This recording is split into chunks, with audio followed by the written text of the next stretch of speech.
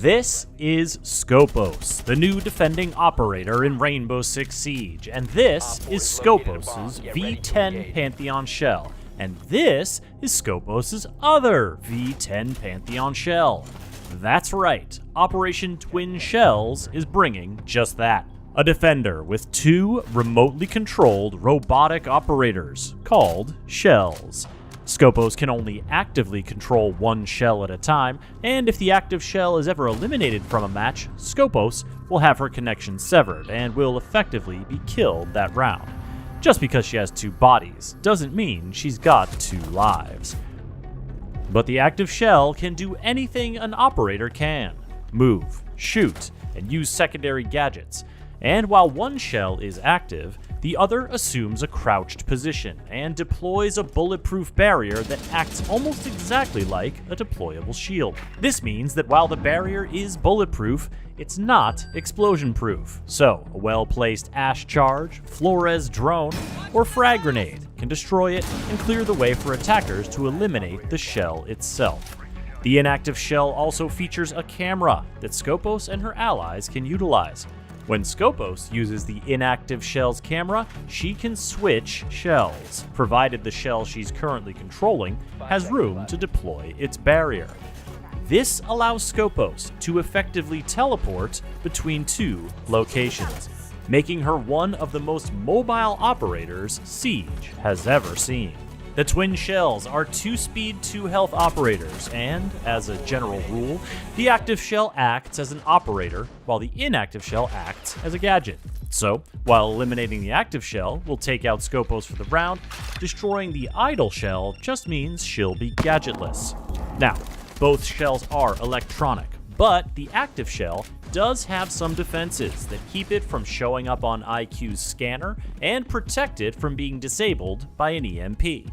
The shells are also mechanical, which means they can't be healed by Doc or Thunderbird, nor can they wear Rook's vests. But they also don't have lungs, so they're immune to Smoke's toxic babes and Fenrir's noxious effects. Countering Skopos is all about severing her connection to her inactive shell. And while we've talked about how explosions can help, attackers can also use EMPs or Dokevi's hack to prevent Skopos from swapping. Brava's drone can overheat and destroy the idle shell, although Skopos will be alerted to the overload in progress and have time to swap shells to cancel the effect. Be sure to keep an eye on your HUD for alerts that your idle shell is being attacked or notifications that your active shell location is preventing you from swapping. Skopos' strongest allies are those who can protect her shells, like Jaeger, Wamai, Mute, and Mozzie. But make no mistakes, Skopos is plenty dangerous on her own, bringing the new PCX assault rifle to the battlefield, as well as a P229 sidearm. Her secondary gadgets are shared between her two shells, with the option to bring along either impact grenades to open up roaming routes, or proximity alarms, which can give you advanced warning that your idle shell is in danger. Operation Twin Shells is also bringing a few other operator updates. Solis is seeing the largest rework with changes to her Spec IO sensor. To start, only the center of the screen will detect gadgets, and the gadget type will be hidden. But she has a new activated ability called Overclock that will refill the sensor's energy gauge and identify detected gadgets across the whole sensor screen. While being identified with Overclock, enemy observation tools in Solis' detection range will show a warning on screen that will be visible to the players using those tools.